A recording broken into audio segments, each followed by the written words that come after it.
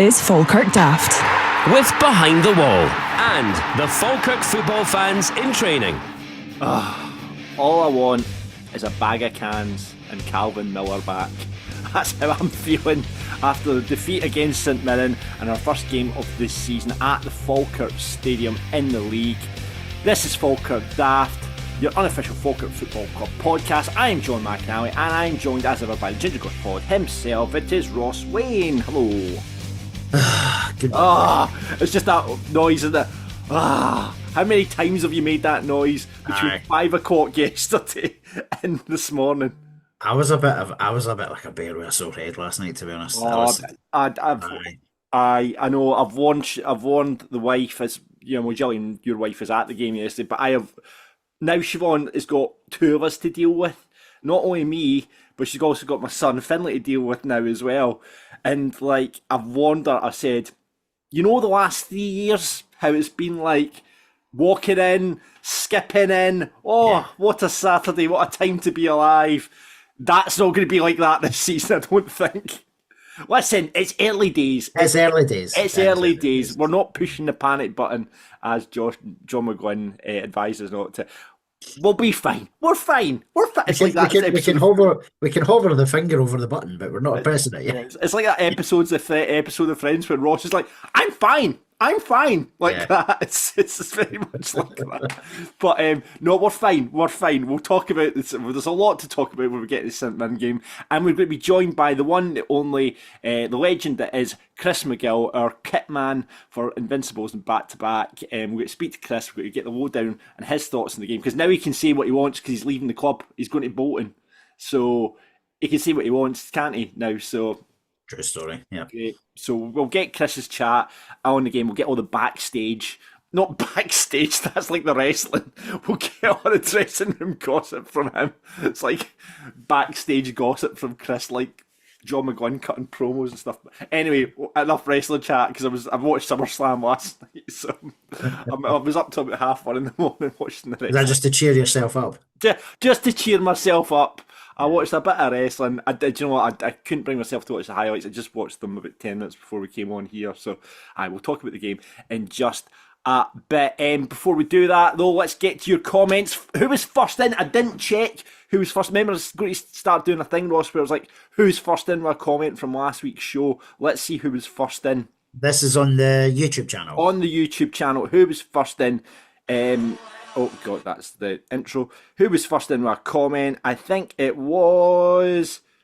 Congratulations to Callum Wang. Says, Crunchy 96-97 away top used for the cup run till they changed that to the final. And he was in reference to your favourite which we'll come on to, because we've got a few suggestions in. Yeah, we'll get on to that as well. So I think Callum was first into that. There you go. So nice we've got a few suggestions on that. So brilliant. But Willie Henderson, the dad of Liam, got in touch saying congratulations on your 200th episode, guys. Thank you, Willie. Gary Money, Ruby Money, superb as always, gents. Mr. Swinney was top class too, as he always says. Congrats on 200. When is the opening night at Tatties and Tipples?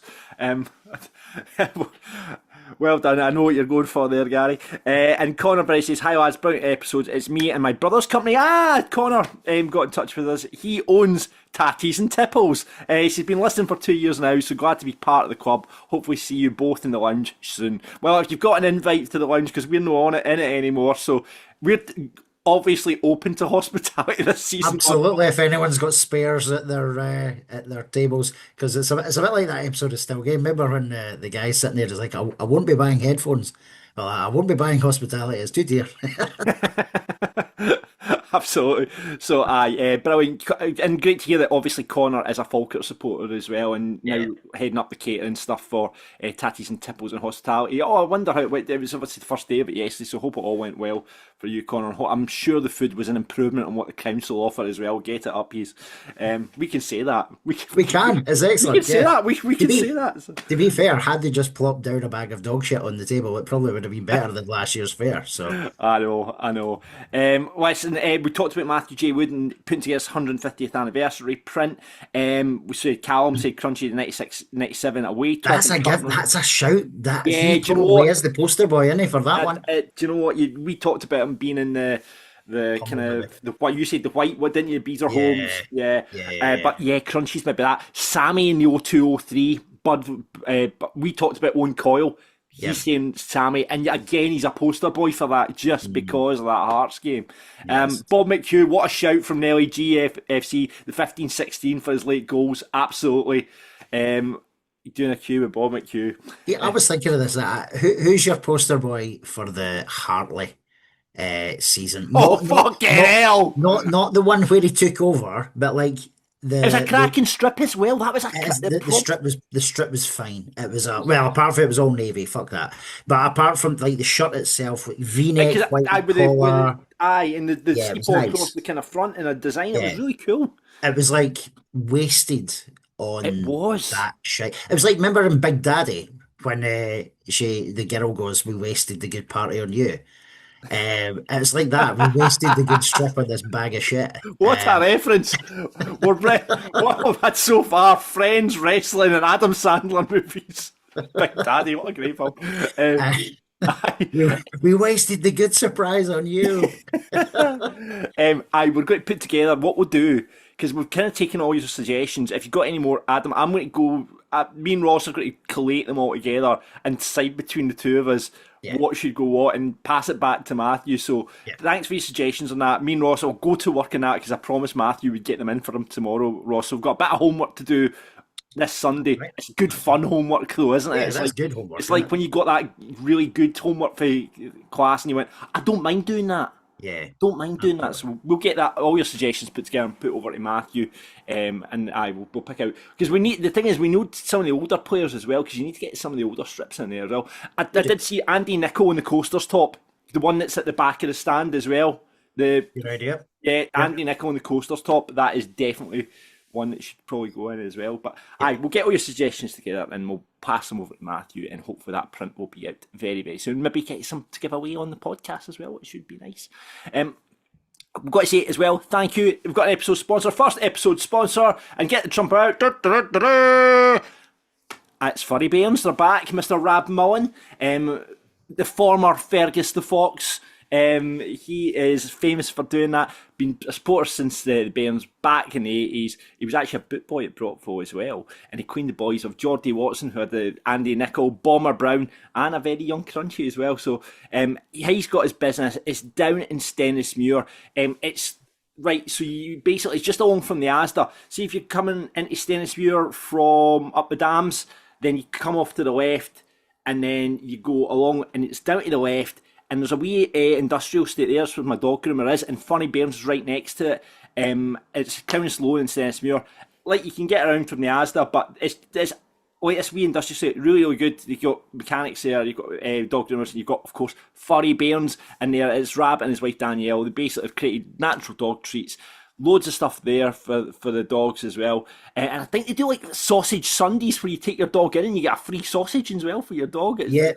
I've been down with Milo, and when it's hot like it is just now, you get a wee pup cup as soon as you go in, and as you said, there's the occasional wee Sunday sausage as well. And listen, just fantastic products.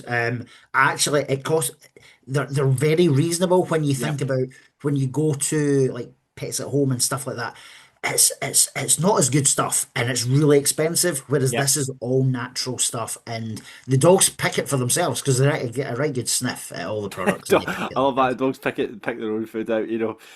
But yeah, get down there now, and like Ross says, the great thing is even more reasonable if you're a Falkirk supporter, because Falkirk Football Club season ticket holders get 15% off purchases over £10 from the core range of natural dog treats, supplements and accessories. So if you are wanting to treat your doggy, get down to Furry Bairns down at Crownest Loan in Stenhousemuir, and you'll get 15% off. So there you go, brilliant. And there's Falkirk branded goods are sadly exempt from that offer, by the way. So with 15% on your core range of natural dog treats, supplements and accessories down at Furry Bairns. And thanks very much to Rab and Danielle for sponsoring this week's episode. Up the Furry Bairns. Newswise, don't do that. What up the Furry Bairns? Oh, for God's sake. It's frowned upon, isn't it? Jesus Christ. I can't believe your mind went there. Right, newswise, what's going on? Board update. I mean, they're also well written. I think I definitely think Stuart Adam is. I know it's Stuart that writes these board updates because it's so well written, really, really good. So, another really good update following on from our chat with Jamie. And thanks very much for all the feedback on the episode. We had about, I think it was like one of our biggest episodes we've had so far as well. The Q&A with Jamie last week. And as ever, Jamie, open, honest. You know, he doesn't hide anything. You know, we asked him about Ben Stanway, and then right enough it transpires this week he's signed back with Thistle. Obviously, there was, I think, there's no smoke without fire on that one. Yeah. And obviously, there was conversations. It just seems that the boy's been a bit mismanaged, I think, by his agent. But You do wonder if by agreeing to sign on for another year, John, you wonder if him and his agent or new agent, as it turns out, will maybe put a clause in there that he's signing on for another year, but listen, he wants to be able to leave for X amount of money next summer or something, because this clause is still going to be there yeah, next summer because he's only 21 and I think is it under 24 you need to pay a development fee or under 23, something like that. 23, I think it is. Yeah, So that's still going to be there the next yeah. two years. So I would assume if he's clever and if the club were clever to get him to agree another year, that he's put a clause in there that he can leave for a certain amount of money. Yeah, no, absolutely. But there's loads in the statement there as well, talking about budgets. Obviously, Jamie explained about the pitch funding, why we're still asking people to fund the pitch with the instalment. But the fans want improvements. So give it a read, really good read as always. And that's the latest board update. Motherwell away, as Motherwell have got progressed in Europe. That's now Sunday the 9th at 3 o'clock. And it means it's going to be ages till we get a game after that, isn't it? It's like, because then you've got Hearts, which has been postponed because the European have taken that option. So that is pretty much postponed. We don't know what a date is in that. So the dates for Hearts, John, apparently, Falkirk didn't communicate this, but Hearts had said it would be either the 8th or 9th of September or the 15th or 16th of September. Right, So it will okay. be midweek. But which date is to be confirmed. I think they are waiting because I think it depends on how they progress through these playoffs and Yeah. what have you. Yeah, we'll wait and see with that. So yeah, it just we'll get into it as well. But Motherwell away, and then it's like Rangers, Celtic, Hearts. It's going to be. I was speaking to Chris Love down at Love's Stenhousemuir today, and I have a good gabber with him and Davey Love down there every time I'm going to get my rolls on a Saturday and a Sunday. And I was just like, Christ, we could be sitting in the mid. That's why I thought it was really important to get 3 points yesterday. Because be sitting mid-September with 0 points in the boot. When you look at the run of games, you're like, oh my god. Yeah. But then listen, we did pick up points against. Yeah, we Celtic, did. Yeah, but I we know, did I pick know, up I points know, I against know. these teams last year. So, and Motherwell just struggled to beat us. So, touch wood. That happened again. Absolutely. Falkirk women, girls are back in action today away to Montrose in the Sky Sports Cup. Fingers crossed they should get up there and get a result as well. Mary Smith was named as SWPL Team of the Week, so well done to Mary. Congratulations on that. And as part of the football club's deal with a new community partner, D360 Group, match tickets will be available for school kids soon, so that's cool. Oh, So yeah. watch this space. We need to get Josh on the podcast to talk about Falkirk women actually. Yes, And that would be good. talk it as well. So I did mention to him the last time, so we need to get time to get Josh on, find out how women are settling down this season. And remember, you can get a season ticket for like £40 to see the girls this season as That's well. it. The Yep. games kick off kind of mid-August as well. So go and watch the girls on a Sunday. If you're just sitting about the house and nothing to do, pop up to the stadium and watch the girls. And they're playing this Wednesday evening, John. So if anyone is looking for a football fix, I'm just going to triple check. I want to say Kilmarnock, and I feel as if that's right, but I'm just going to triple check it. They play on Wednesday evening. I should have put that in this as well, and I forgot. Wednesday. This is not smooth, Ross. This is great podcasting here, Ross. Great Superb, isn't it? This is great just podcasting. absolutely beautiful. Yeah, I'm still scrolling through the Falkirk Women's post. Come Their on. their socials have got really there's loads on there now. So shout out to the guys doing their socials because it looks fantastic. And I'm still yes, it is Kilmarnock. So There you go. Wednesday the 5th of August. So this Wednesday, 7:30 kick-off at Falkirk Stadium, and that is their final. I think it's their final game in the Sky Sports Cup. So obviously they played the first game against Gartcairn last week. Montrose today, and then Kilmarnock on Wednesday. I might try and get down to that myself, actually.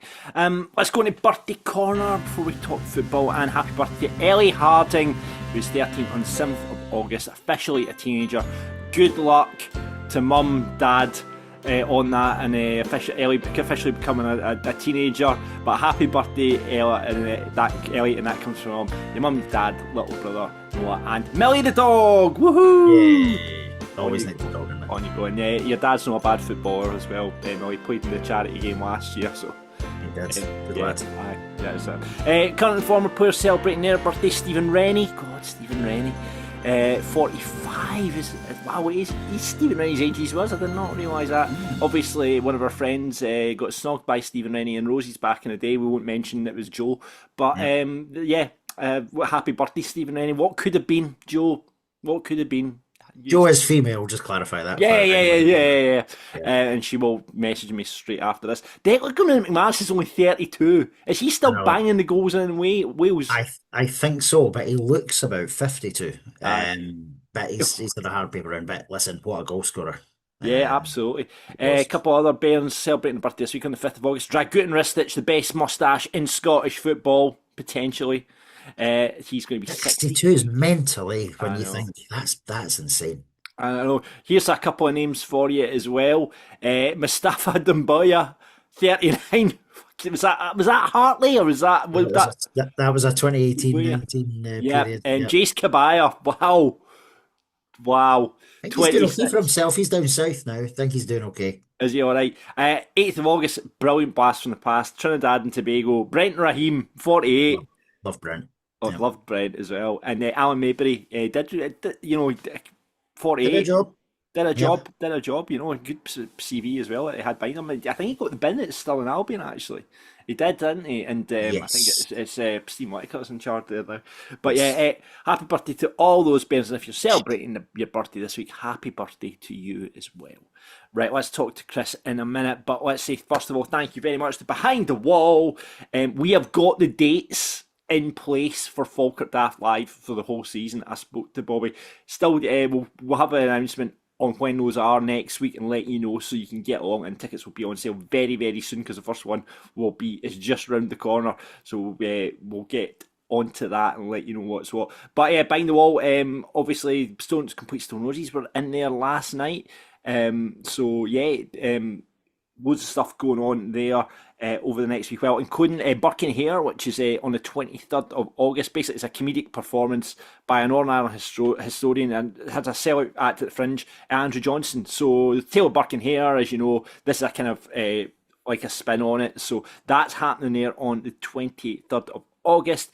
And Pick and Pizza is going on there. It's basically a back-to-back showing of 2 Disney movies to allow you basically back to school shopping done, so you can dump the kids up there, pick it, you get to watch films, get a pizza, and it only costs $8.95 per child. So there you go, which is just the cost of the kids' meal and drink. So there you go, brilliant. So a great deal there. So Pick and Pizza is happening at Behind the Wall as well. So if you want to get involved with that, adults are free to get in.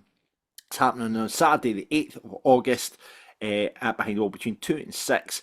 So you just one adult per 4 kids is what you do. So basically, if you divvy up between your friends, just leave one and you can go and do your back to school shopping there as well. So there you go. So Pick and Pizza happening on Behind the Wall. All the details are on the website and on the social media, but get in touch with the pub if you fancy that. And the Motherwell bus is running as well as ever. The course coaches from Behind the Wall. Again, just the same deal as last year, just in terms of you get your free pint when you get back to the pub. So basically, it's £12.50 for a return, but it's only £7.50 when you think about it, because you're getting your pint when you get back to the pub as well. So that's all happening at Behind the Wall, and we continue to thank Bobby and the team for the sponsorship of this podcast. And remember, try a Falkirk Daft Venom slush. I need to get up and try it. I've not tried it. Me too. Yet. Looking forward to trying that. I know. I would say I was up for my meeting with Bobby during the week, and I thought it's a bit too early. You know what I mean? 2 o'clock on a Wednesday afternoon, that would be frowned upon. So yeah, but it happens. It happens. All the details at behindthewall.co.uk. Right, okay, let's talk about football if we must, and talk about that loss to St Mirren yesterday. And we're going to do it in the company of a guy that has been an integral part. I think it's fair to say an integral part of the club for the last 4 seasons. He's been a kit man extraordinaire. He got the nickname Big Time for coming on this podcast. It's Chris McGill. Hello, gentlemen. You's all right? Morning, mate. All good, Morning, mate. morning. All good. How you feeling, Chris? How you feeling? Because yesterday, there's been rumours. There's been lots of behind the scenes rumours that you got a job elsewhere, and then big Dave Mack it hasn't been announced on social media or by the club. Dave Mack threw you under the bus yesterday, so you walked past and basically got you on the mic saying "Big Time," and you got a big cheer from the crowd. But honestly, obviously we're all gutted you're leaving. But how are you feeling? Do you know the last few weeks anyway? I've been really emotional. I didn't expect this at all. I kind of thought it would just be like, right, swept under the table. There's a funny story to it as well, but I just emotional. I didn't ever expect to leave Falkirk, but Bolton's actually my English club as well, so I just kind of thought, right, okay, go for it. But so I actually tried to kind of keep it relatively quite quiet. So I spoke to the manager after I had the discussions with Bolton, and he was obviously kind of gutted and stuff. But so I said to him, I says, look, can we do us a favour, just keep it quiet to the boys and stuff like that, keep it quiet in general. And it was the Edinburgh City game. We've walked in at half time, and the gaffer says to me, he says, you got that wee tactics board that you took to Portugal with you, Chris? I says, no, I says, I don't normally take it. I says, but I'll start packing it in the van for the future. And the gaffer says, fat chance that'll be in Bolton, that'll be good in Bolton, eh? And I was like, oh no, so I've walked away, and says, some of the boys have picked up going, Bolton, that's strange, isn't it? It's like, what are you on about? And the boys started asking the questions after the Edinburgh City, so I came in, we were in on the Sunday next game day. I says, Gaffer, that's all the boys know, all the boys know. How's that? You tell them yesterday. Did he not mean to do it? Or No. he just right, okay. He just lost it out, and he was like, all right, sorry. I just it's fine. I says, at least everybody knows about it now. Do you know what's come to me? I didn't realise that Kitman could get transferred. I didn't realise there was a market for Kitman. It's like, you didn't hear that? You didn't hear that on Sky Sports? Jim White's not talking about this, Chris. You want Jim White out going, a big news coming in from Bolton here. We're hearing that Chris McGill is on his way there to Bolton. It's a big move for Chris there. Never attempt that again, John. That's a class, Jim. Come on. Oh, brilliant. I'm interested though. So obviously we will never know what Calvin and Barney went for, but what's the fee, Chris McGill? There's no fee. Just probably a Snickers. A Snickers, and that's it. Snickers. Brilliant. So when did you move down, Chris? So I was meant to start on Monday, but I've got a funeral unfortunately. So I asked Bolton. I says, look, if I'm okay to stay up for another day. So I'm starting on Tuesday, not this Tuesday, but next Tuesday. Sorry, so the 11th of August. So my official day leaving the club is this Thursday. But I spoke to the gaffer in Smudger and said, look, because I'm still up here until the Monday, I could lend a hand at the Motherwell game if you really like. So the gaffer was delighted with that, to be fair. So yeah, I'm going to be there at the Motherwell game, but kind of behind the scenes a wee bit. I'll not be out the pitch and stuff like that, but kind of help the transition for the new guy coming in. You might And get to see a bit of the game, Chris. Yeah, exactly. Watch a bit of the game. Can you tell us who that is yet, Chris? Is there any details you can share? I think I'll leave that up to the club, but it was it's been my recommendation, so it's somebody that I know within. He was in. I could say that he was in the Scottish Championship last season. The gentleman that's coming in, absolutely fantastic guy. He's full of stories and stuff. I'll have to tell him to come on here. Some of the stories he's got is like ridiculous, so funny. But I'll leave that to the club to announce and stuff like that. But yeah, great guy. Good. That's it.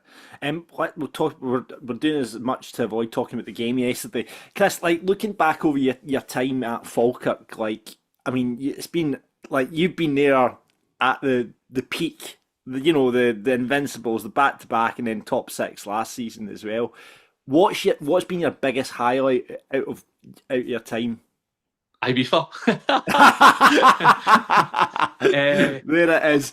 It's got to be the Invincible season, because obviously, like, I've never experienced winning a league at that point, but the Invincible season, and then going away with the boys in Ibiza and stuff. But probably the most emotional one was when we played Hamilton for the championship. I think I said it in a previous podcast to you guys, but I started crying in the changing room once we scored the second, third, whatever.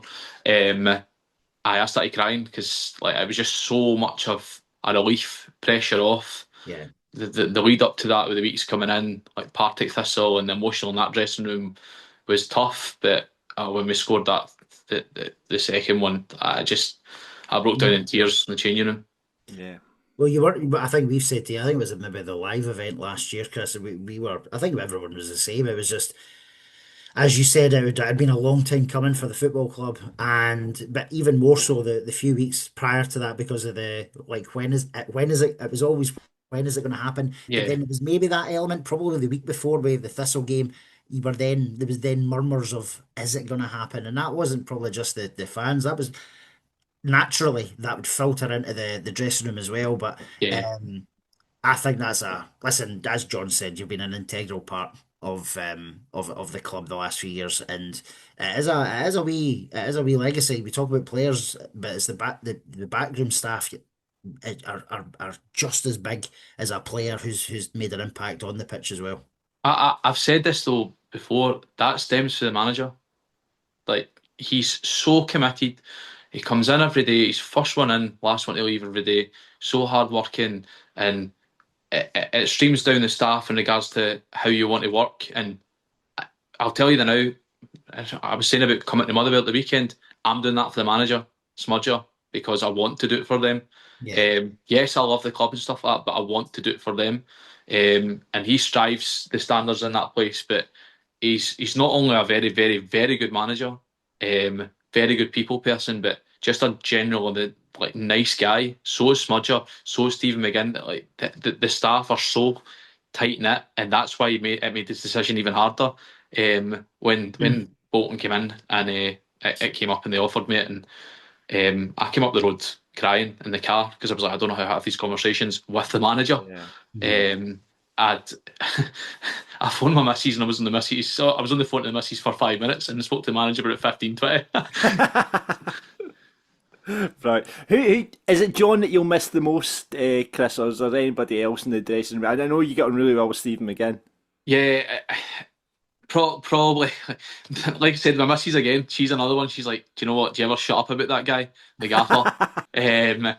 Like, he's been a massive part of not only my development in the role, but as me as a person, and how, like, prior to me coming in, it was a year after COVID, and I was quite a kind of shy individual, and, like, COVID put me back in my box. I didn't like it, and then the gaffer allowed me to come in along with Stephen McGinn. Stephen McGinn, he allowed me to be the kitman that I'm now, coming in, having a laugh and a joke, playing practical jokes on people and that. So he was the one that kind of started that off for me. But to then bring him back, he's just terrorised the kit department for the last season, coming in and stealing shots and stealing stuff all the time, trying to wind us up and stuff. But yeah, probably more so the gaffer and Smudger, just two fantastic people. Yeah. We have had a text from John McGlynn for you, Chris. He just says, let's get it in front of me. He just says, "How could you do this to me?" I'm joking. I'm joking. You never. Oh, Amazing. But don't. no, was the whip, before we get into the game, was the whip round good for you, Chris? You had your leaving card yet? I've not had it in yet. It better be good, by the way. Listen, I'll probably get shite in a card or something like that. That's what I'll get. But what about another pair of grip socks from a rival firm?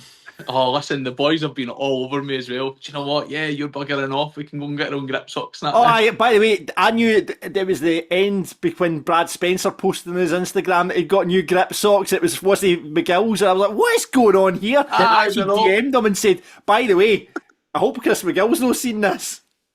Can I will chip in here though, because see when Brad did put, I'll try and find it. When Brad did put that on his Instagram, I replied to his thing, his story, saying Chris McGill doesn't like this, and and he says, oh, he was needing knocked down a peg or five anyway, so I just decided to do it. It's the same. Calvin Miller was the same. So Calvin Miller stitched me up. He says, "Is there any chance you can send me some grip socks over the Hearts?" I says, "Aye, aye, no problem at all, sorted." 2 days later, he's got attack grip socks up with his grips. I'm like, what's going on here? He's like, I know. I just thought I'd bring you down a peg as well. What I did. Anyway, get a plug in for the grip socks, Chris, because presumably you're continuing with the grip socks. Yeah, I am. So my partner Steph, she's staying up here just now. So she's happily decided to take it on forward for me up here, and I'll obviously come and try and build a business down there as well. Yeah, brilliant. There you go. So get check him out on socials. What is it? Just CM Grips. CM Grips on Instagram and Facebook. Yep. There you go. Get your grip socks. I need to get another pair, Chris, because I can't even find my other grip sock somewhere. I've lost it somewhere. I've got one at the moment, so I have to another set online for my obviously burgeoning sevens career. Right, we've skirted around it long enough. Let's talk about the football yesterday. Chris, we spoke to you there. You didn't see much of the game because you were here, there, and everywhere yesterday. Yeah. Ross, let's talk about it. Falkirk 0, St Mirren 2. Where do we start with this? Let's start with the team selection that John put out. Obviously, we had Joe Gardner just signed during the week, straight into the side at right wing. I mean, when I looked at the team, I was like, who is playing where? Because I couldn't work out who was playing 10 and who was playing right wing because, he was, I think, quite vocal that he, Gardner plays in the hole, as I like to say. But, like, it's a good joke. I can't believe that joke hasn't popped as bit as good as it should have, by the way. Right, but anyway, he did say that he played number 10, so it was quite interesting to see him playing out in the right wing. Laidlaw obviously played out in the left for most of the pre-season anyway, and then Ross McKeever up front, which meant obviously Sibbald. Yeats was in the 10, and then Sibbald was in midfield with McMillan. Yep. Back four, kind of, I guess Liam McCann could. It was always between McCann and Tanser, I think, the question there. Tanser's shown up really, really well in pre-season. Not so much yesterday. But, what did you make of the team selection? Yeah, John, a bit like you, I was kind of wondering from an attacking sense what was going on. As you said, the defensive. I think we had asked the question a couple of days ago. What did people think the team lineup would look like? And pretty much to a man, everyone had sort of pretty much said the defence would be the defence that was there with McMillan and Sibbs in the middle. But it was the forward areas that where was it going to go? I wasn't sure, and obviously we started quite brightly, and I don't want to say we sort of fell away from what we were doing, but the first 10 minutes I thought we're looking really confident on the ball here. We're passing, everyone's kind of clicking. And the goal against, which I'm maybe rushing to, but the goal against just absolutely took the wind right out of us. Yeah. And it was a sore one. I mean, another thing to mention, obviously, Scott Bain coming straight back in. Noticed he wasn't actually involved much in the warm-up. Chris, he seems, I'm guessing the manager's trying to just nurse him back in because he was, like, when I came out, he wasn't really involved in the warm-up at the start of the game, but obviously was playing. I mean, you feel sorry for Nicky because he's come straight back in, but obviously Scott Bain, Ross, one of the people that get the pass marks. Is Scott all right, Chris? How's he? Yeah, he's getting on all right. To be fair, I think he's overcoming it now. Obviously, he came back into training kind of last week and stuff. So I wouldn't say he's nursing anything. He's certainly back in contention for everything. And but you'll obviously have noticed as well that they've changed all the warm-up scenario as well. Like they're doing a bit of shape and stuff. And so they've kind of all changed that as well. But I don't know if that plays into it too much because Scott's always come in early, like he did last season as well. Yeah. You're right though, John. I thought Scott was definitely a pass mark player yesterday. One of the few. He some of the saves were huge. And it's good to have him back. I've said it time and time again. We've got two very competent goalkeepers, and I think we should be three. Sorry, because in fact 4 if we're including the young lad, because Joe is a lot of there's a lot of hope and expectation on young Joe. He's obviously getting recognised here, there, and everywhere. Jay, from what we hear and see, is a very, very competent looking goalkeeper. Probably one for the future at Falkirk as well. So we are blessed in that department. And you're right, it was probably for Nicky. I don't know when he would have found out that he wasn't playing, but he would have been disappointed with that. But listen, Nicky will get his chance again, because that's just the way it goes at football. It's very rare a goalkeeper's going to play every single week. Yeah. Great tifo. I think the highlight of the game was probably the tifo, which you can see behind me if you're watching the YouTube version. From Gate 20, by the way, absolutely stand. Had to laugh at St Mirren's tifo being upside down, however. That did make me laugh, and I thought, that's a sign, and it wasn't. No, it wasn't a sign. I wasn't sure if that was purposeful. Like, is it like, you know how sometimes these groups do upside down banners if they're raging with like the board and Oh, do they? I didn't know that was yeah. a thing. I didn't know either. Yeah, I think I'm trying to think when it was. Remember when Hibs were going through a bit of off the park stuff a couple of years ago? Their ultras group, is it Block 7 or something like that? Yeah. They were hanging purposely their banner upside down, and so much so though when they started to win, even though they were winning and doing well, they kept it upside down as a like a good luck charm type thing. So they kept that going, but I wasn't sure if it was that, but it might just be that they cocked up and put it the wrong way around. Oh, yeah, I think you're giving them too much credit, I'll be honest. First 10 minutes, as you say, Ross, looked good. You know, it was back to Falkirk of old, knocking the ball about well. That chance, obviously, with Jack McMillan, obviously just firing wide. But Brilliant ball to him as well. Brilliant ball in. Yeah, but then the goal came, and you know, and it was again of our own making. You know, it's Scott's Tanzers tried to play it with the back. I noticed that when I was watching the highlights back, it didn't actually show you that part of the build-up because they all came from the left-hand side. We tried to play a ball into midfield. They've intercepted it, and that happened a lot. By the way, that like just my favourite word, dilly-dallying on the ball and getting caught on it, and the guys breaking forward. But yeah, Scott Tanzer tries to play it out midfield, and then it makes its way to the left-hand side. Killian Phillips, I mentioned it on the preview podcast, was always like I was really hoping he didn't play because he bossed that game yesterday. Absolutely bossed it in midfield. I mean, it's a player you'd love to have. Him and Gogic, you know, they're two standouts for St Mirren. I thought the boy Ramos had a good game as well. Actually, their midfield was pretty dominant over us overall. But yeah, Killian Phillips, just I think, and John said in his interview after the match, just aggressive attack to that front post. So close in. Scott Bain, you know, people always go, "Oh, keeper shouldn't be being beaten on near post," but it was so close in. Scott Bain didn't have much of a chance, and it was just.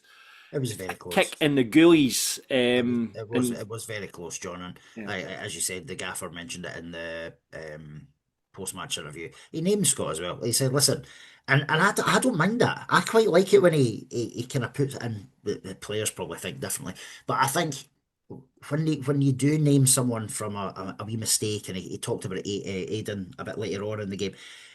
It gives them a wee bit of responsibility and that wee bit of mental check that, do you know what, I need to be switched on 100% of the time, or I need to make these wee tighten up here. Chris, obviously I'll bring you in. I don't know if that's what the guys do take from that sort of feedback. Seeing that changing room, Ross, I say this now, those boys are incredibly honest. Like, whenever we dissect a game at the end of the game, they'll put their hands up and they'll admit blame, or they'll recognise what should have happened at that point in time. They're incredibly honest, those bunch of boys. So they know exactly what, and they'll go back in, they'll go in on Monday and have a look at it with the manager and stuff like that. But they always, there's always a lot of chatter at the end of the game, and they're incredibly honest. I'd imagine you'd have a quiet Monday, Chris, because I think there's going to be a lot of video analysis on Monday. And knowing John's very good on the video analysis, I think they'll all be stuck in that video room and you'll be all right, mate, because I think they're going to be in there for a long time dissecting that game. Just means I'm in longer on Monday. I know, obviously we then had a good few chances, you know, the one that Finn falls to Finn, you know, that's where the equaliser comes and it changes the game. Ryan Strain, I thought, was one player that did get pass marks yesterday. I thought he obviously set up Finn for the edge of the box. I thought Ryan Strain was really good yesterday, actually, at right back. And Finn probably, and I think John spoke about it as well, he could have probably taken a touch and, the boys in commentary said that as well. Like take a touch and then fire it, or just it was a bit powder puff in the end as well. So And we know he's got a strike in him. We've yeah, seen it. Not just the last goal he scored against St Mirren, but you go back to the last game of the season against Rangers. He absolutely thunderbolted that one back of the net. So yeah, a wee bit disappointing because that probably would have changed the game. I don't want to say in our favour, but it would have changed the game the way the game was going. it was a Um, strange one though. It was strange, and we're saying that it's like as well as we were playing, St Mirren looked like they had more threat, and especially we fed into their game. They seemed to get every break of the ball and just broke up the park, and we saw so many times, and that's what happened with the second goal. It's just the breaking up the park, and they were left in situations where they were left against two or three boys like defending, and it was and we've talked about in pre-season how defence looks like something we're going to build on. I mean, it was really shaky yesterday. Dennis the Menace had a bit of a shaky game. Hendo was not Hendo apart from that an unbelievable tackle that he made, which was like one of the best tackles I've seen in many a year, where he just got back and just took it off the boy. But like the defence were a little bit shaky yesterday, but I thought probably the game was won and lost in midfield. I think their press was really good. I think you're right. I think they did probably win the midfield battle. There's no think about it. They did win the midfield battle. And as John McGlynn said post match, when you look at some of the wee individual errors plus just collectively not being at it, you'll be punished. And listen, we lost two home games against St Mirren last year. Losing at home to St Mirren didn't impact our season last year, right? So we need to bear that in mind. But also, it is early doors. We know where we want to be. We know where we want to get to. John alluded to it as well. It sounds like they're going to have a hell of a week in the training ground for ahead of Motherwell, which is always a tough game. Granted, we've always had mostly had a good outcome against Motherwell, but they will be. I'm sure they'll be working very very hard to try and work on a plan for next Sunday, but they are going to have to execute it a hell of a lot better than how we tried to execute it yesterday. How have the new boys settled into the dressing room? Obviously, it's been, John's talked about the turnover, Chris. How have all the new boys settled in? Because that's, when you look at it, it's 11 new signings coming into the club, and in your time there as well, it's like since this kind of first season you were there, that's the biggest turnover, and we know what that crowd's that team spirit was like. Because I was saying to Ross, it was like, in fact, it was like two. There was only two of the Invincibles in that side yesterday with Ross and who else was the other one? Ross and Hendo. Ross and Hendo. Yeah, were the only two kind of Invincibles left on that side. Is that been hard, that turnover in the dressing room, Chris, or how? Yeah, I would say so. Obviously, the gaffer always said as well that it's all still gelling. Like all the players are still gelling and getting used to everybody, and yeah, when a player comes into the changing room, as like I'll probably be when I go down to Bolton, you're very quiet. You try to suss everybody out. You see what everybody's like. But within that dressing room, you've got a very, very good core group of boys that have obviously been there for years, and the boys come in like Melnick's. There was nobody hurt more than him yesterday. But everybody rallies around him. And obviously with his Latvian background and stuff like that, kind of just teaching him all the bad words and stuff like that. So he's got used to all that stuff. But no, you can see that they're all kind of still gelling with each other. Like you said, you've got Joe Gardner that just arrived in last week, so players are still trying to suss out how he plays and how he works, and personality-wise and stuff like that. You've lost a big personality in Calvin in that changing room. He was massive last season. But I'll tell you, the one player in that changing room that keeps everybody going is Cole. Cole and Brad. Cole is an advocate for so many high standards in there, which is great on the training pitch and in the changing room. So like he kind of drags everybody as well. But everybody's still getting used to everybody in there. The boys are still gelling, but it's a good team. There's no big egos in there. There's no bad eggs. Everybody is genuinely in it for the team, the club, and they all work well together. Do you think they need like an afternoon out or an evening out or something, Chris? Like, you know what? No doubt they'll organise that soon Aye. enough. No, do you know Um, what? Like, do you know what I mean? And I don't mean just like from a banter or a football perspective, but you know what it's like. See, when you're in a normal job, yeah, a night out or an afternoon out makes yeah, such a difference because you get to know people yeah. just that little bit differently than you would do. Yeah, they'll probably there's already chatter in it because obviously the next couple of weeks there's like the Hearts game's going to be changed and stuff. So there is already chatter about that, and they are very good at doing stuff like that together. And 95% of the time, all the boys turn up to it as well, which is good. So they'll do that within the next couple of weeks or so. Good. Yeah, that's good to hear. Yeah, because I mean, like you say, I think on the pitch you could see that yesterday as well. It is a team just gelling. You say Joe Gardner getting thrown in at the deep end. Really, you had Aidan Docherty the same last week as well. I was actually very surprised. I do think we are missing that natural width at the moment. Calvin obviously. On one side last year we had Ben and Kyrell on the other side for most of the season last year as well. But like I do think that Ethan Laidlaw, I think he looks like a right good footballer, but I don't think he's a left winger. I mean that's the one thing. I mean, he had some good moments yesterday. Joe Gardner as well, just had started off but kind of drifted out the game a bit. But I do think Ethan Laidlaw is a good footballer in there. I just don't think it's in the left wing, and I think that's really if we want to play to the 4-3-3, formation that we've been used to under John, we really need width in it. I thought Ethan Ross made a difference when he came on. And we'll talk about Ben Parkinson in a bit when we get to the disallowed goal. But we do need, I think, more width in that side, Ross, and more creativity and pace. Um, pace I can 100% get. I mean, Aidan Docherty's I thought brought Laidlaw had in. his best. I thought Laidlaw had his best game so Yeah, far. aye. Like, I know it was pre-season, right? Prior to yesterday, but I thought that was his best game. I agree with you though. I'm not massively convinced he is a winger, but I think I'd like to see him in the 9 position. Aye, like him. But I think we did look more threatening when the sort of traditional pacier players came on. Gardner, we're obviously going to see more of.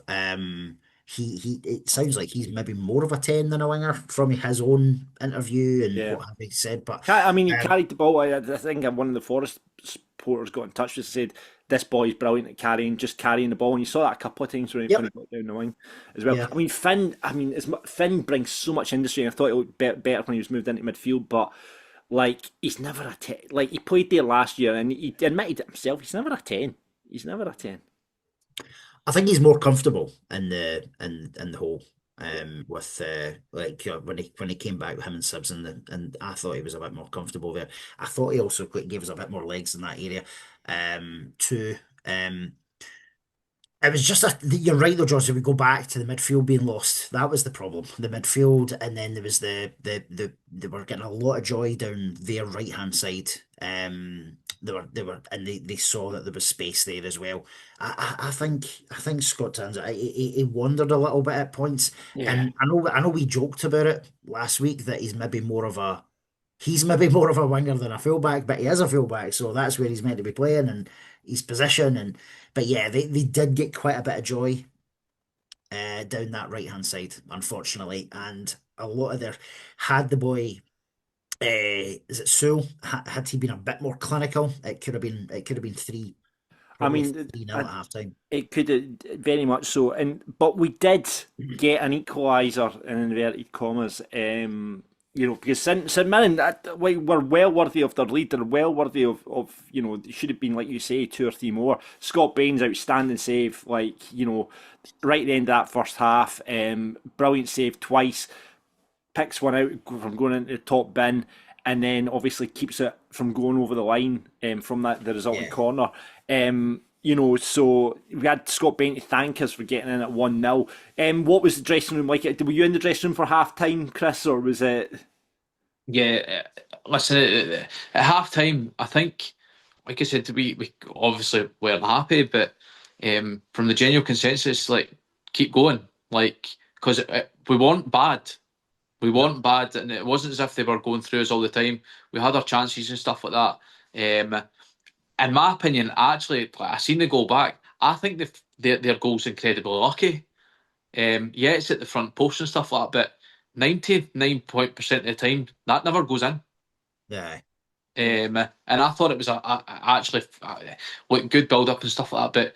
But I thought it was a lucky goal. But yeah, the general consensus was just, you know what, keep playing, keep going, keep doing it, and you'll get something out of it. And like I said, I think our goal that was chopped off, I don't think it was chopped off at all. They go on about handballs and stuff like that, but in my opinion, it was sleeve length, Yeah. and they always say on about it's not sleeve length, it's not a handball if it's up to your sleeve, and that's what it was. Yeah, Yeah. Wally Colm came out and said that. So I mean, obviously, as you said, Parkinson, Ross came on. Set piece comes. It gets, well, at that time we thought it was a header from Dennis into the path of Parkinson, who scores with his first touch, right? But obviously then you had the VAR delay, and gets called over to Duncan Nicholson, who's fucking hell. His whistle wasn't out his mouth yesterday. Jesus Christ, like fuck. Honestly, I do think he's up there as one of the worst officials in the Premiership. You can't say anything, Chris, I but know I he will. can't. Yeah. But like he's just ni- just nippy, just nippy. It was from both sides as well, to be fair. But I was just like, fuck me, just let the game just was stop, start, stop, start, stop, start. It was like, Christ Almighty, just let it flow. But yeah, he gets called out at the monitor, and we obviously know when he's called out at the monitor. For me though, there's so many things to dissect from it. Like, is it clear and obvious from the angle he got? Absolutely 100%. For the angle that VAR was obviously seeing, absolutely 100%. It's not. And even when you look at it from the other angle as well, which Sky showed, it looks like Chris said, it's above the t-shirt line, which Willie Collum came out last year and said a handball is not a handball unless it's above the t-shirt line. Yeah. Right? And it looks like Melix, it's a weird one because I don't know if it's come off his head. I think it is maybe come off that part of the arm and into the path of Parkinson. But then it's not handball. I don't get it. And actually, the guy who does Pie and Bovril, St Mirren supporter, and I think John Barnes from the BBC said it was a ridiculous decision. A few other people, and he was saying it was awful. And I was like, nonsense, absolute nonsense. The common theme seems to be from football journalists that have talked about it since last night is that it's not a handball. As you said, though, John, Duncan Nicholson, he's for us for a fan watching the game. It'll be the same for the staff and the players as well. He's just a really frustrating guy, and we seem to get him like every third fucking game. Like, have they got like such a small shortage of refs that you get the same guy every 3 or 4 games? It's brutal.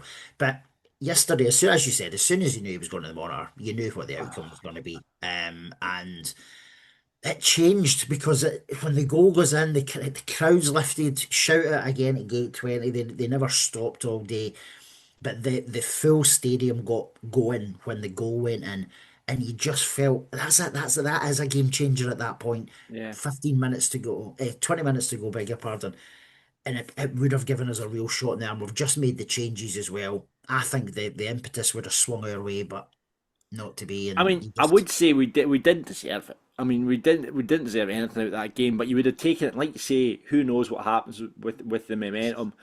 As it happens, the goal's obviously chopped off. Because we did look all right in the second half, looked a bit better in the second half, but then yeah. again they broke every time, and then just the second goal, like we're playing into we're playing up to their side of the park, and then we get caught out. Sibbs goes to try to take a shot, it just deflects into the boys' path, and it seemed to be they had magnets for the breaks yesterday. I don't know what's every time it broke to their players and they were on a break. It seemed every single time. Whether that's good, management tactics from them or whether they've just been lucky with the breaks. But and then it's 2-1. I think Aidan Docherty and I think John said it. Bit naive in fact, and Ross, you were going mental in front of me. As soon as they were running after the halfway line, I'm just like, take one for the team, take one for the team, take one, and it just never happened. And then you just saw Phillips on his own in space. You just knew the ball was going to get to him, and it did. But I was going bonkers with it. But I think Aidan will probably look it back. Well, he will watch it back probably many times on Monday, if he's not already. But I think Yeah, you take one for the team there. It's still 1-0, potentially with what 8 minutes to go, including injury time. Yeah. Still gives you a wee chance. But that killed it, unfortunately. But listen, he is again, amongst others, a young lad, and we're gonna get brilliant stuff from him, and we're also gonna get not so brilliant stuff, and it's part and parcel. With the game, it's not even just because he's young. Like, listen, you could have a 35-year-old making decisions that shouldn't be made. So, sore one, John, sore one, Chris, and as you said, the boys are feeling it. They just need to go and use that motivation now to go and get 3 points at Fir Park. And listen, we can. We know we can. We've done it before. Yeah, absolutely. I mean, on the disallowed goal, Chris, I'm guessing there wasn't much time after the match to kind of look back on it and stuff. What did Dennis say about did he say, no, it was up at my t-shirt, it wasn't a handball? He said, what was it? I think it was when we came in. They were asked. He was asked. He was like, "No, wasn't a handball." Like that, and that was about it. Yeah, wasn't a handball. Yeah. But like I said, when you look back at it, it just like I said, these rules kind of annoy me a wee bit because you go on about t-shirt lines and stuff like that. Well, implement them then.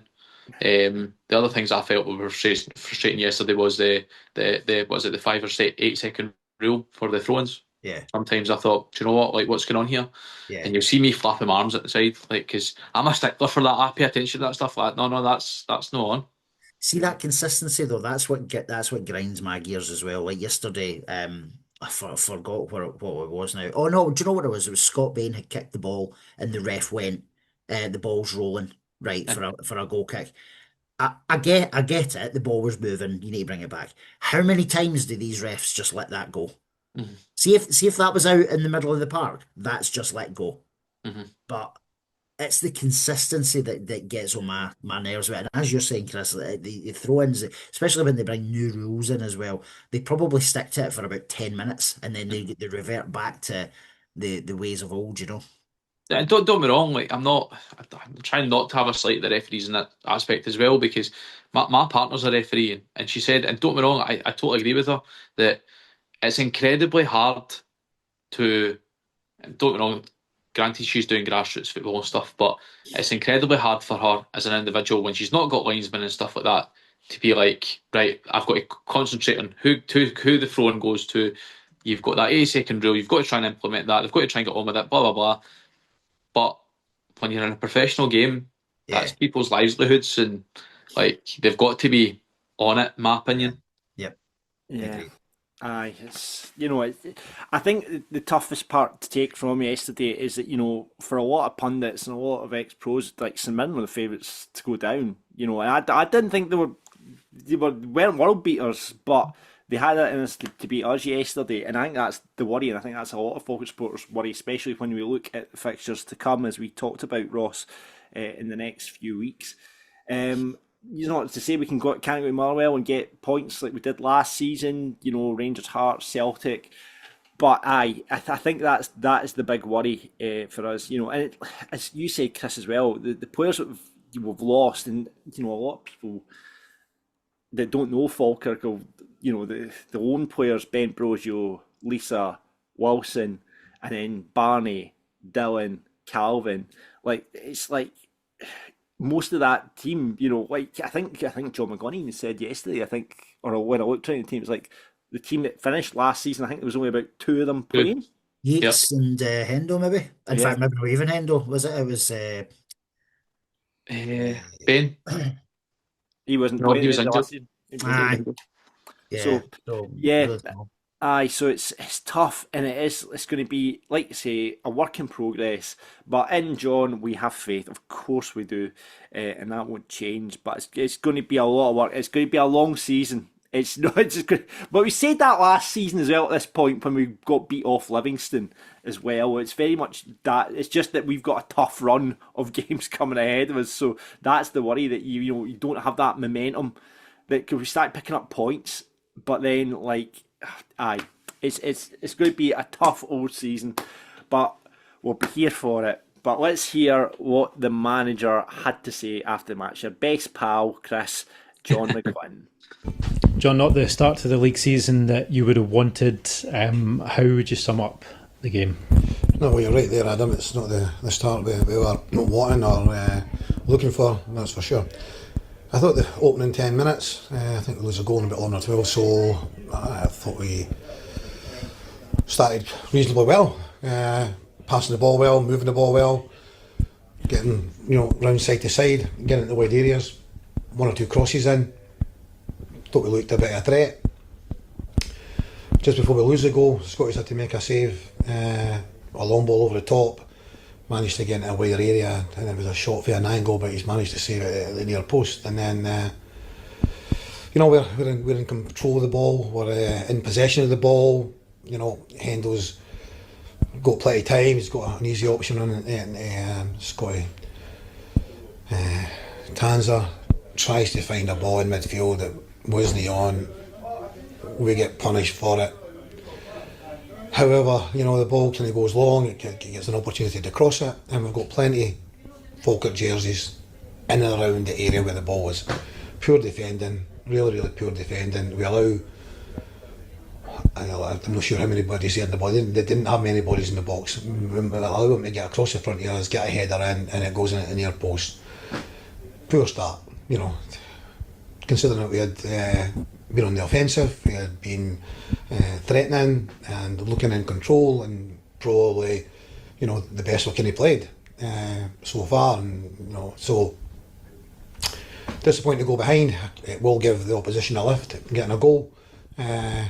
Looking to respond, I thought Joe Garner had a couple of really, really good runs, great runs, one which he's pulled back for Yatesy, and he's hit the target, but he probably doesn't realise he's got a bit more time. He could have composed himself, took it in a couple of yards and probably picked his spot. And that's key moments, we'll make a mistake, we'll lose a goal, we get an opportunity to get back in it, don't take it. They were dangerous in the counter attack, because when you go and push bodies forward, when you try to go and attack, there's a bit of space in behind which they cause problems with, and Scotty Bairns had to make two saves. One was an incredible save, great save, maybe 5 minutes before half time, so it's kind of like kept us in it. Second half I thought we dominated. I think the goal we get at that time was justified. I think if the goal stands, I think the worst we get is one each. I think we're in the ascendancy. I think we're a better team then. We're a team looking to score. We didn't get it. Our corner kicks, the actual delivery isn't that bad, but there's no one wanting to go and attack the ball, head the ball, which is really, really frustrating. And we've actually got 3 players back against no one at the second goal that we lose with 4 or 5 minutes to go. But when it comes out, we strike the ball against the one opponent, the opponent directly there, and the ball breaks up the pitch, and it takes out, obviously this is the shot, so it takes him out, and the lads ran past Aidan, so it ends up in a 1v1, then actually breaking on us a 2v1. We're a little bit unfortunate the way that the ball's going in the back of the net, a deflection, and the way it's going in. Yeah, it's not good enough. We are well aware of that. Obviously we want to get out the blocks today, we want to get a start, fine margins in it. Yeah, moments that could have turned it back in our favour. Yeah, they were there, but did we do enough? Was it as incisive? Was it as clean as we'd like it to be? No, it wasn't. And we were naive to the goals both goals that we've lost were naive. There was still an opportunity. Aidan is a young boy, he's just here, so can he foul in the centre circle? Can he just, it happens. If it had been the other way around, I've no doubt that our player would have been fouled and he would have stopped it. We're naive there, create a foul, and we're still 1-0 down, but we still got minutes to get the goal back. So it goes 2-0. We're not on a full lot of time left. So no one's happy with that. No one at all.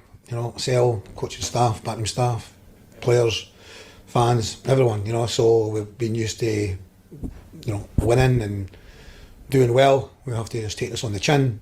We have to dust ourselves down. We need to get workers, very, very hard on the training ground.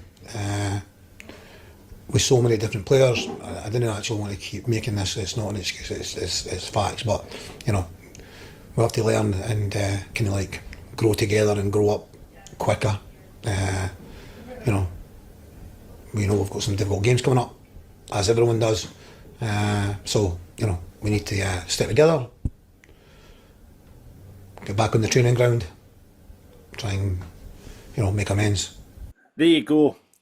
The start on McGlynn Watch this season at 5 minutes 54 for one question and one answer. There we go. Do you know what? We didn't even have to bother doing this podcast today. We should just played out John's first answer to Adam's question, and shout out to Adam as well. Not the result we were looking for. No shit, Sherlock. I'm surprised.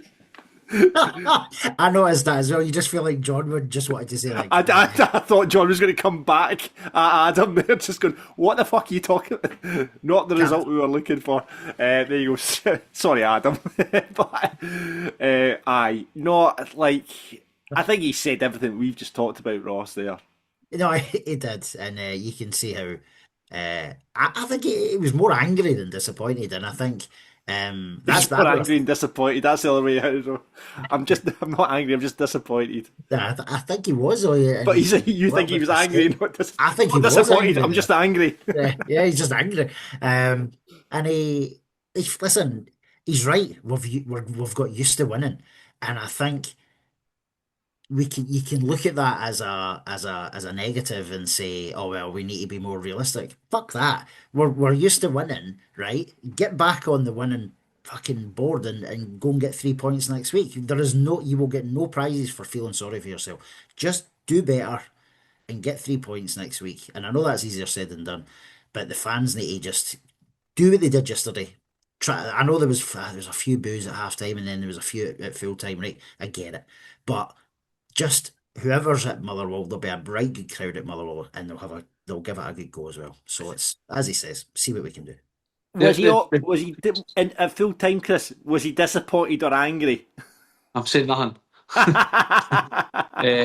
Disappointed. No, but like what you're saying there, Ross, that the fans play a massive part of the way we play. Yeah. Like the players talk about it, the manager talks about it every other week. Like in the day, nobody wants to come into their work and feel underappreciated. Like, and that's in all walks of life and work. But yeah, what the fans do to those players on that pitch on a Saturday is unreal. Like I've said it previously. I could be standing at the dugout and my Apple Watch will ping up for being in a loud environment, and I think this is amazing, man. This is unbelievable. And the boys will talk about it in there. What about the fans today? Unbelievable, and they get so much off that. Yeah, I mean, Gate 20, we went at it constantly yesterday as well.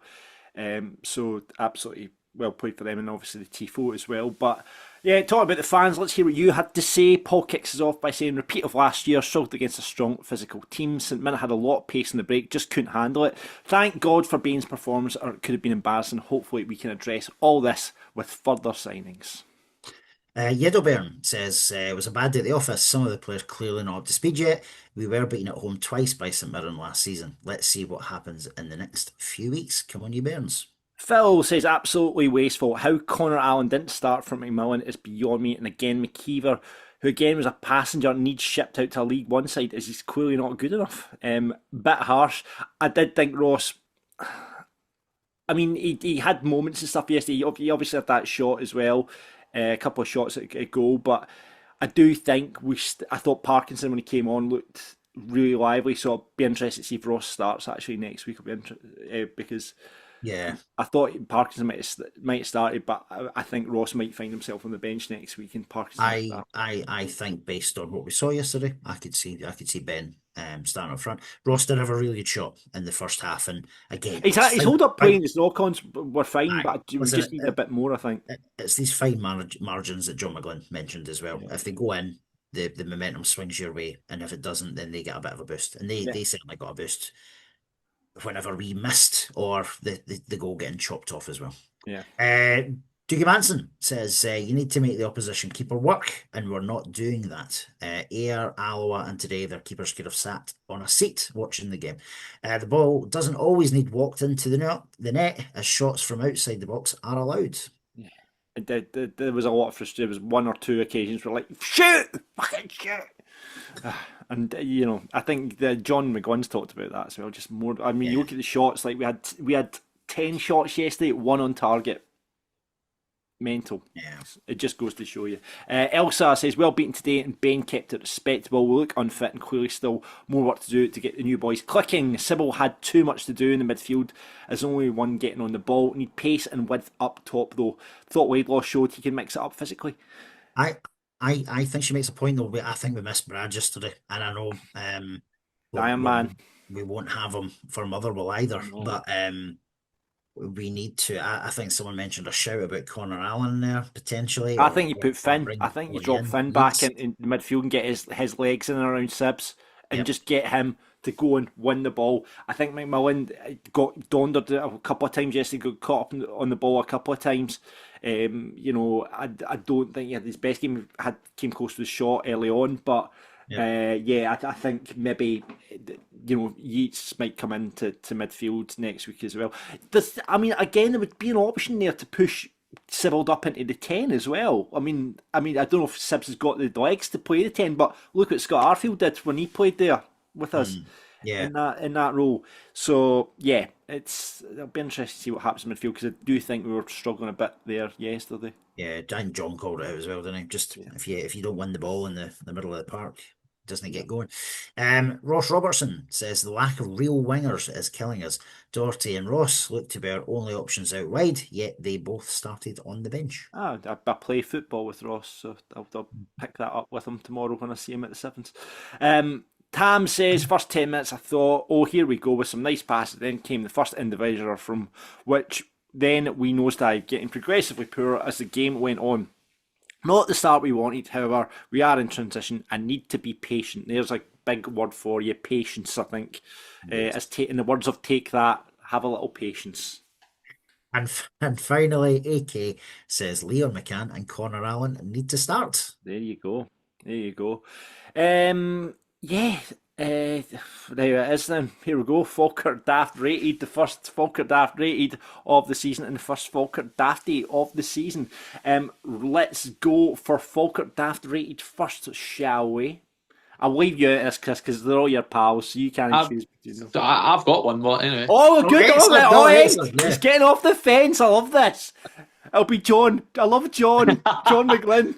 I thought Ryan Strain was really good yesterday. Aye. He was excellent. He was really good. Yeah, I thought it's between him and Scott Bain for me, Ross. I don't know who you've got. I'm going for Scott Bain as well, but notable shout out to Ryan Strain. I thought Parkinson, when he came on, was lively as well, but Bain kept us in it. It could have been 3-0. Sorry, Chris, I'm going to go with my podcast co-host. I would go with Bain as well, to be perfectly honest with you. He's sublime. He's excellent.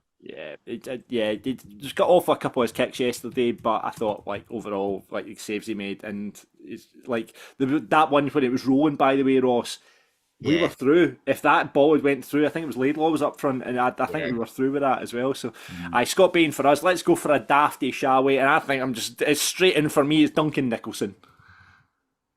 Absolutely, yeah. It's as good as any. The only potential one that could have been is obviously someone that's decided to leave the sinking ship, which there's Chris McGill, but you can't say that. That's poor. That is poor. do you know what? I'm going to out him, Dave Mack, because I didn't want that to get out. My phone blew up yesterday. Oh, right, McGill, Dave Mack for outing. Yeah, Dave Mack goes in as the dafty actually for outing Chris. Best announcer in Scottish football, but yesterday he's done with me. Finished. Done. But do you know what, Chris? Here we go. We've got a Hall of Fame in the Falkirk Daft rated, and do you know who's going into the Hall of Fame? Chris fucking McGill. No, that's a lie. A lie. It's Falkirk Dafty. That's the one. I'm not in the Hall of Fame for the rated. It's the Dafty. You guys know it. Do you know what? We'll wipe all your dafties from the previous because you've had a few. You've had a few. So there, wipe the Queen. We'll wipe the slate Queen on your dafties, and you know what? Chris McGill joins the Hall of Fame. I'll The take best that. there is, the best there was, the best there ever will be as a kit man. So, Okay. Chris, honestly, like, thanks for coming on and joining us on the podcast. But before we let you go, it's Falkirk Daft Versus! And Ross messaged me earlier on saying, you're going to hate this quiz. So I know exactly what he's going to. I don't know what he's going to go for. Well, listen, we've got the best kit man ever on, so it has to be kit-based questions, surely. Oh, love that. Right, oh Jesus Christ. See if I beat you at this, Chris, it's an absolute ready. See, the thing is, this is a no-win situation for Chris McGill, because if he gets any of these wrong, that's a fucking riddy. Oh, no, don't. Listen, if I get these wrong right, I'm telling you now, scrub me for the Hall of Fame, I'm done. Yeah. This is like Falkirk at the group stage. It is a no-win situation. We're either through as winners or we're out. So here we go. Right, if you've both got pens and paper or boards. Oh, I am. Oh, bye. Oh no, my wife's done clearing up. I'll just write it on my. I'll write to see if I can get my wee notepad. Right, get your notepad up on your phone. Right, okay. Yeah. Perfect. Okay, so penalty style shootout as always. It is kit based, and I'm not going too far back, Chris. So don't worry. Thank God. Don't worry. Okay, John, are you ready? I'm looking for this. What would you call it? What do you call that on your phone? Notes. But you have to write something. It's like, I can write it on my notes. Could I write it on my notes? I was looking for. I've got a wee scribble pad somewhere and I can't find it. See, when you got loads of apps on your phone, you're like, there we go. I found it. Freeform. There we go. Do you know what? I've never been so nervous for my life. I am shiting myself. Yeah, you should be winning this, Chris. And if you don't, this is like Hearts being so close to winning the league. You can't throw it. No, I'm shite at quizzes as well. Right, so question number 1. I want to take you back, season 23-24, otherwise known as the League One season. Who wore shirt number 4? So, Invincible season, who wore shirt number 4? Oh, John, you should get this as well, actually. The guard out. right. Hold on. So we will come to John first. He's Googling it, mate. Nah, he's I'm Googling it. not. I'm writing on my thing. Look, He's writing on his thing. He's writing on his thing. Right, I've got my answer. Right, okay. Okay, so Chris, are you shouting out, or are you have you written down as well? I've written. Perfect. Okay, so John, you show your working. Stephen McGinn. You're saying I can't see it says Stephen McGinn, but I'll take your word for it. Stephen McGinn. McGinn is the correct answer. Well done, boys. 1-1. In there. I thought John Boy might. I went with someone else there. I know because he was there's someone else. He got that shirt the season after. Okay. You probably sniffed that shirt and all. Here, by the way, just asking for a friend. See any Tom Lang stuff you've got kicking about, Chris? Can I advert for my friend? Just asking. I'll sort you out, my man. Thanks, mate. Cheers. Don't give him pants or anything because he will use them. Yeah. Question number 2. Yeah. And I don't mean to wear. Question number 2. In the same season, who wore shirt number 1? So in the same season, who wore shirt number 1? Chris, you cannot get this wrong. That will be embarrassing. I've got an answer. Oh, he's confident. He's straight in there. I'm not. Oh my God, this could be the quiz. Oh. Quizzes. Oh. How confident are you, John? I'm now not so confident, but I wrote it down straight away. Right. Okay, so both got something written down? Yeah. Right. We'll come with Chris first time. I'll just shout it out. Sam Long. You're saying Sam Long? I've went for Sam Long as well. Sam Long is the correct answer, boys. Well done. 2-2. It's because Nicky changed. That's why. That it got me Nicky thinking. was shirt number 31. If my notes are right. Yep. Fabulous. Okay, 2-2. So we're moving forward. Season 24-25, i.e. the championship.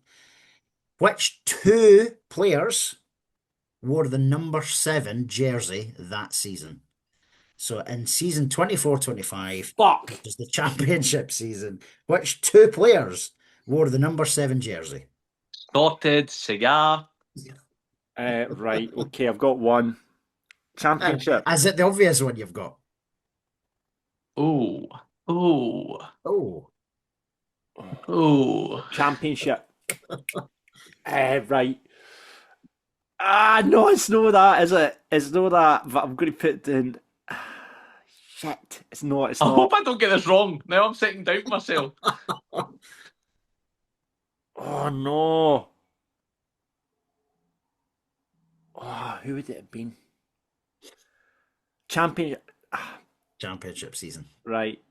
Right, I've written down, so I'm well off it. I'm miles off it here. I'm miles off it, I think. John, we'll start with you then. Who are you saying? I went for Alfie and Miller Thompson. Wow, you've got the one I didn't think you my would get. days. Holy shit. Right, Chris, tell him what the right answer is. Cal Morrison. And Of course it Miller was. Thompson. Fuck Miller it was. Thompson, aye. Of course it was fucking Callum Morrison. I was surprised you got Miller Thompson because I thought that was the tough part. Oh, no. I've had one there. Alfie was my 11, wasn't he? Yes. Aye. So Fuck. 3-2. Alfie's always been 11 since he came into the club, and he's changed to 27 this year. I know. That goes to tell a story itself, I think. So 3-2. My Guinean Prince. Question number 4. Fuck. I'm raging with myself. In his time at Falkirk, how many squad numbers has Finn Yeats had? So in his time at Falkirk, how many squad numbers has Finn Yeats had? Right, okay, I've got my answer. Okay. No. Have you both got something written down? Oh! I'm going to go. Oh no. Yes. Right. Okay. Christ. All right. Okay. I've got my answer. So John, you need this to keep it going. I know. So Let's okay, go. John, what you went for? I went for 2 because I think he was 14, then he was 2, and then he went back to 14. Okay, Chris McGill, talk to us. What's your 3? The 3 is when he came in as a trialist. I don't know his first one, but he came in as a trialist and didn't wear 2 or 14. So, Chris McGill, you're wrong because No chance. No, listen, if No he's- chance. We can only go with his official squad numbers. No. Trials and pre-season don't count. So You're John, quite you get the right, point there. Ross. You're quite right. Trials do not count. 14. He then went to 2 and then back to 14. That's 2 numbers. No. The I equaliser. thought it was a trick question. It's 3 because it is. It's 2 and 14. I knew it was 2, but I went with 3 because he was in a trialist forehand. That's poor. Trialists don't count. That's that. You know that. Nah, You know that, no, Chris. no, You you know know the that. rules. that's a player in questions, mate. I don't like that. Right. So here's a question. What the lad who had the shite haircut? What squad number did you give him? He was 38. No, he never got one because he's not a player. It was 38. And don't say that about him, man. David's a class boy. I like that. But you'll admit he had shite hair. I'm not saying none. Did Do you you know not? what? He maybe had shite hair, right? But we don't care. But he smelled amazing. Did he really? Oh, he gave me his aftershave when he left. Unbelievable, this He stuff. gave me his aftershave. Aye. He was only there for about 2 weeks. And you managed to get his aftershave. Aye. Brilliant. Unbelievable. Could you not have given him the number for where you went and got your hair done? Oh. What a dig that is. Right, That's come on. Right. Okay. So is 3-3. it 3-3? Now you are This is are the gonna, decider. This I is the think- decider. I think you'll both get this, which means it'll go to the tiebreaker. Okay. I am So- fuming. Question number 5. Last season, 2 players wore the same shirt number. Who were they? So last season, 2 players wore the same shirt number. Who were they? Do you want me to write this down? Yes, please. Yeah. Oh, You've already answered this in a previous answer, John. I know, but Whoa, I'm trying to think. whoa. I knew I had Whoa. that down. I had that down, but I'm trying to think who got it after him. Yeah, Falkirk Daft Versus my backside. I think I He's a fucked wicked it. hoops, man. I think I fucked it though. Right, John, we'll come to you first. What you said? Alfie and Brosio. Okay. Chris McGill. Alfie Ambrosio. Alfie Ambrosio is going to the tiebreaker. Okay, boys. I didn't think it was Brogio either. Brilliant. So, you don't need to write this down. I'll come to you for an answer. No, Some no, obviously. I want a Shears inquiry on that. You just gave him that. That's Right, poor. listen, we'll go to VAR. Wait now. Duncan Nicholson says, fuck you. We're going on. Right, okay. Here we go. So, tiebreaker. Now, I'm looking, don't shout out. I'm just looking for one number from you, okay? So, tiebreaker. How many times did Scott Arfield pull on the number 37 shirt? As in his most recent spell, not Right. inclusive of any other. Oh, I In like fact, how you like how you elaborate on that question, eh? You like elaborating on that. So, how many times did Scott Arfield wear Ah. the 37 shirt in his most recent spell? I'm good. Closest will win. Right, okay, I've written the answer down. Okay. I'm going to go for... Right, Chris, you can verbally tell it. I've not even written it down yet, so I was waiting for you to say something. No, No, you right, say Chris, I've you written write yours down. down. You give I need to write your mine guess and I'll show mine. Right. Whoever's closest wins. Oh. Do you know what? I'm just going to go with it. Okay. John, we will come to you first. I've written down 28. You think 28? He's only here for 4 months, but you think 28 games? What? No, he died, but he put... No, he was there at the start of the season as well, last season. Okay, right. Oh, I fucked it then, clearly. Chris McGill. To be fair, I've actually went with 24. Well, these are both horrific. It was 13. Cheers, boys. It was 13. I'll take that. I'll take that. So, Chris McGill, play the strings, John. Chris Jesus McGill. Christ. Well done, boys. Well done. Well, to be fair, he should have won. It was a good game, though. Yes. And you know that my weakness is usually squad numbers as well. But we didn't think it was Chris's weakness. See, in fairness though, right? See, every week when you do the quiz, I go to myself, oh my God, how has he got that wrong? How has he got that wrong? Pressure, mate. It's a pressure. Brilliant. Chris, listen, thanks so much. I mean, I think from all supporters, it's been an unbelievable spell at the club. I hopefully maybe you'll come back as the CEO or something like that. I mean, I'll take it. Aye. Jamie's funny. I'll take it, pal. Starting as a kit man, he comes back as a CEO. What a journey that would be. I mean, look at what happened to Ross Wilson. Ross Wilson, look at how his career progressed. He started off in a, working about, and then, was player liaison, and then he's fucking running Newcastle. That'll be you. That'll be you one day. We'll be going, fuck, I knew Chris. Remember when Chris McGill came on the podcast and fucked up that shirt number quiz? That's a player once. I don't like that. Listen, he might come back as the third leg of the stool with all his grip socks money. Aye, that's true. Aye, that's true. See him grip stand. And we can have the titties and nipples lounge at the top. That'll be perfect.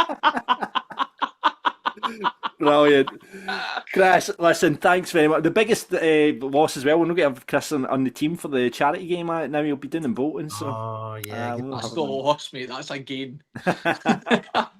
Brilliant. Listen, thanks so much, Chris. Have, honestly, all the best with down at Bolton. You'll go down there and you'll smash it down there as you have at this club. And, like I say, we'll see you back as CEO one day. Thank you very much, guys. I appreciate you having me on. And do you know what? The journey's been amazing with you guys. And I've said it before. Whenever I go down to Bolton and stuff like that, I always listen to the podcasts, and I'll probably listen to the podcast on the way down on the car as well. Anyway, so that'll free up some time anyway. Brilliant. Thanks, Chris. Thank you, pal. Thanks, guys. What a guy, Chris McGill. He's going to be a massive miss at the club. You can just he's so infectious and and you can just tell John's talked about him so many times and what he does behind the scenes, and we both smoke up his arse, but he really has been a real important part of the journey. And I think all the players in that dressing room, Brad, Cole, Stephen, or reflect on that. Hendo, all these guys that have been with Chris a long way. I mean, they'll be gutted that he's going, because he does. I think he does everything for him, and he does everything for the manager. And because he's a Falkirk supporter, it's no a job to him, is it? It's like a dream come true. It's the dream job, isn't it? I know. I'm just gutted you didn't recommend me. I would have quite happily come and made tea for John McGill. I'd be all right with that. I could have done the kitman thing, couldn't I? But no, it's brilliant to see, hear from him, and we're going to miss him. He's such a great guy. Such a great guy. Cool. Well, let's tie a bow on this before we do that, though. Thanks very much to the Falkirk football fans in training. As I say, the charity game's going to come up. We're still waiting for the date. It's looking like it could be August the 22nd or 23rd that weekend, because that's the spare weekend that we have. So it'll be down at the stadium again. We're just trying to get a date nailed down, and we'll then put our team together. We're going to do it for Maggie's. I'm just waiting to hear back from Ian to find out what the situation is. But yeah, that weekend, I think it's the 22nd or the 23rd. So yeah, we'll get that together and we'll let you know about that. And if you want to join the Falkirk Football Fans of Train, you can do that. Get down to the stadium Wednesday, 8 o'clock till 9:30. You can have a game of football if you fancy it. We've got youngster section, 20s to 30s. You've got your academy section, 40s to 50s, and your legend sections, which is a bit slower, and that's kind of over 60s and what have you. But basically, it's a kickabout. Basically, for if you've never played the game or want a game, it's not for Age and X pros. It's just for a laugh and a kickabout. Make new pals, improve your outlook, help your mental health, playing the sport you love. And that's Falkirk Football Fans and Train. You can contact Dougie, Ian, or Hamish White for the youngsters. Details are below. Go through the Facebook, or just turn up on the night, Wednesday, 8 o'clock at the community pitches down at the stadium, and you'll be welcomed with open arms. That's Falkirk Football Fans and Train, proud sponsors of Falkirk Daft. And thanks very much as well again to Furry Bairns, Rab and Danielle for sponsoring this week's episode. Get down to Furry Bairns, and you can follow them on socials as well. Just type in Furry Bairns into Facebook and get them followed. And as I say, if you're a season ticket holder, you can get a discount at Furry Bairns. Just head on down there, purchase over £10 on the core range. You'll get sorted with that. Right, okay then, that's a bow tied on St Mirren. Onwards and upwards, hopefully. Motherwell next week, Ross. I think we're going to see changes on that side, that's for sure, next week. Yeah, I think so too. Defensively, I think it will be. I think Ryan and Hendo and Dennis will probably keep their place. I think McCann will be in for Tanza. I'll get the nod for left back. I think McMillan won't be in midfield. I think Finn Yates will be in midfield with Sibbald. I agree. Yep, I would agree with that. I would bring Ethan Ross on either on the right or the left, and put your man Gardner into the hole. Yeah, we may have Crowhouse back fit by then as well. I think we also need to remember there might be potentially 2 additions in that John McGlynn's talked about. So he is hoping to have them both in his own words, by Motherwell. So we may even see another couple of players join the squad then as well. And I think Ben Parkinson will get the nod. Yeah, that's the change. I would have Ross McCann and Parkinson in. From the start next week. That would be the changes I would make. But we will wait and see in John we trust. It's 3 o'clock kickoff next Sunday. Don't know what's happening with the podcast. We may record it after the match. And as I say, Patreon. I've not mentioned the Patreon, have I? Not today. No, I've not. Patreon is starting. We're going to start our Patreon channel, so the links are below for that. So basically, it'll be £3 a month to sign up to our Patreon. There'll be a bonus episode on there each month, where me and Ross are going to do our Falkirk Daft Ultimate Team, where we put together the ultimate team of Falkirk. We'll basically argue the toss between us, and we'll put together over the season Falkirk Ultimate Team. Really looking forward to that. So it'll be a bonus podcast each month. You're going to get post-match reaction from myself right after the match, immediate reaction, which we'll put up there. You'll get first chance to get tickets for Falkirk Daft.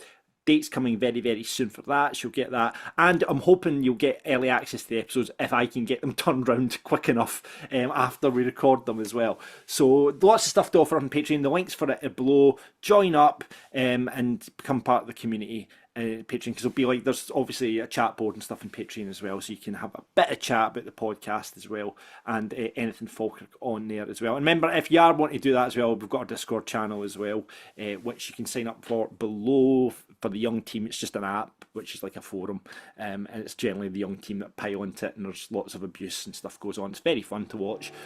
I watch it from afar. Now and again I have to go in as admin and clear things up, but it's generally alright. They generally take care of themselves. But yeah, that's how I like to go. Remember, get us on Apple, wherever you get the podcast. We're on YouTube. If you're watching, you can listen. If you're listening, you can watch. All the links are both for that as well. Do you know what, as well, is we need to speak to Gordon to get some more Falkirk Daft t-shirts up at Pints and Prints as well. Yes, we've got a few up there. There's a few there. Got a 1876 one on the Gordons today, actually. Oh yeah. But the Dafty one's my favourite. I've got that. You can get a Falkirk Dafty, you can get a Dafty in lots of alcohol forms. And somebody said, "Oh, I really like your t-shirt." When I was in the shop the other day, I was like, "Oh, thanks very much." This Dafty that's written in various alcohol forms. So yeah, right, cool. That's anything to add before we go, Ross? No, I don't think so. Just listen, everyone, let's get to Motherwell. Back the team as we always do, and we'll hopefully come back with 3 points. And as always, expect unexpected. We're Falkirk Daft, we're Falkirk Daft, talking about the dark blues and having a bit of a laugh. We're Falkirk Daft, we're Falkirk Daft. You can listen in the pub or you can listen in the bath. We're Falkirk Daft, we're Falkirk Daft. For everyone who's caring about being a Falkirk bear, we're Falkirk Daft. We are Falkirk Daft.